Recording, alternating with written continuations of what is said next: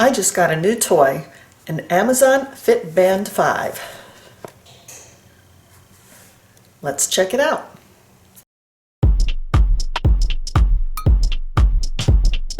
I got it out of the box. Not easily, let me tell you. I had to rip it out of the box. And the watch itself is a really nice feel. It has like a soft rubber feel. I like the way it feels. It came with this little, like a USB port type, I'm assuming charger. And then the bad part is, here are the directions. I don't know if you can see, teeny tiny little print. My eyes aren't good enough for this. And it's in, I can't even count how many languages. So I'm going to go online and look for directions of how to get this thing started up. And then I'll be back and let you know how hard that was. Okay folks, I have spent quite a while here trying to get this set up. And granted, I'm old. A young person might have been able to do this easier, but I'm here to tell you, there were several times I was about to just throw it back in the box and send it back to Amazon. So let me tell you why. This, worthless, don't even open it.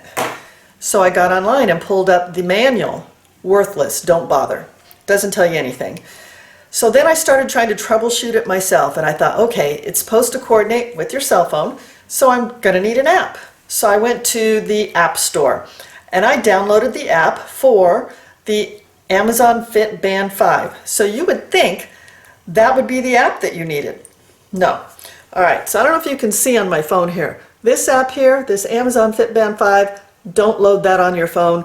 It does nothing. Doesn't work. So what you want to load on your phone, and mind you, I had to watch 3 YouTube videos to make a YouTube video for you. Yeah, this wasn't easy. All right, so you see this app here, Zep. That's the app that you want to coordinate with this watch. So then the pairing process has to happen, and you would think that you would select watch to pair to your phone. No, you select band. So when you get the app loaded on your phone and you go to select what you're going to pair, select band, not watch. So you select band and then keep it close to your phone, and they do pair up pretty quick once they get jived. And then there's going to be about 5 minutes of firmware updating that you got to sit through.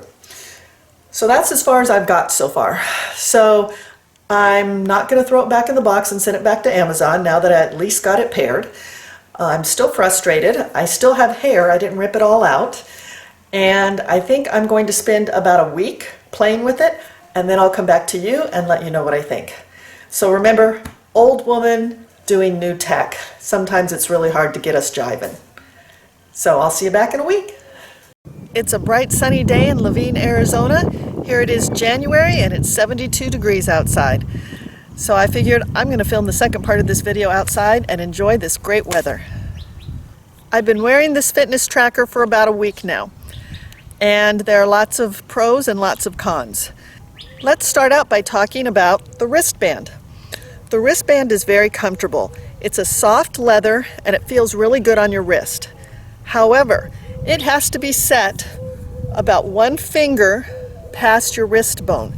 And it's really hard to make it stay in that position. If it's not in that position, none of the readings are accurate. So I like to wear watches and fitness trackers so they're kind of low like this on your wrist and dangling. That won't work with this. It's got to be pushed down and fit like that. And it comes loose a lot during the night and slides down, which makes the sleep tracking inaccurate. Another bad thing about this wristband is if you've got tiny little wrists, it's not going to fit you. I don't have tiny wrists, and I want you to see how this attaches. It has this thing that pops here. It has a sliding little ring, and you'll notice when I slide this ring to make it fit snug, there isn't a whole lot of room left to go. And then you kind of fold the wristband down, and you've got to snap it into one of these holes, and it's kind of hard to get in there sometimes. But I have large wrists for a woman, and there's only this much room left to tighten it up. So if you've got tiny little wrists, this isn't going to work for you. I purchased this fitness tracker for the sleep tracking, That's what I was most interested in. I have a couple of sleep disorder problems and I like to track my sleeping so I can see where I can improve my sleep at. This watch is supposed to track REM sleep along with your awake time, your deep sleep, and your light sleep. But it was very inaccurate.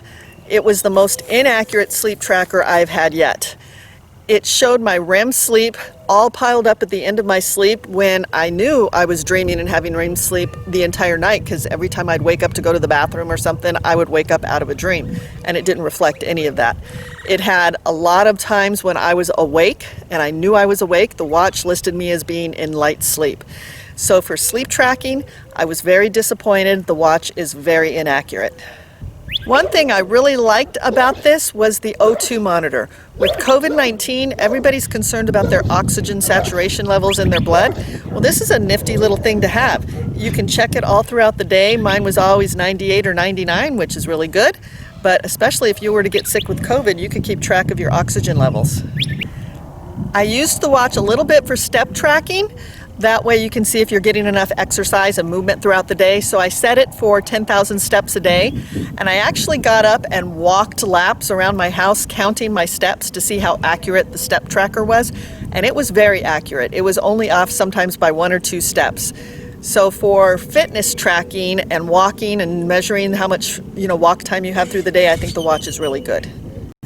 This watch has a lot of other fitness trackers on it for jogging, biking, swimming even, and I didn't use any of that, so I can't tell you anything about it, but I saw other YouTube videos where people were using that and were very pleased with it. So I think the fitness part of this for exercise is probably pretty good. Since I'm sitting out here in the sun doing this last part of the video, I noticed this is really hard to see out in the sunlight. It's almost impossible to see the functions with the sunlight directly on it, and even shading it, it's pretty hard to see. So that's another con for this watch, is using it outside. This fitness tracker has a lot of extras for fluff and aesthetic beauty. You can change the screensaver on it. It has numerous screensavers. You can scroll through and pick one to make your watch face look pretty. So if you're into that, that's a nice little bonus that comes with the watch. One thing I noticed about this watch is the battery lasts forever. I've been using this for a week and the battery is still at half charge. So I think you could easily go 2 weeks on a charge with this battery. I haven't even had to charge it yet. If you'd like some more information on this watch, I put a link below. So just scroll down, click on the link, it'll take you right to Amazon, where you can check it out or buy the watch. Thanks for watching, and I'll see you next time.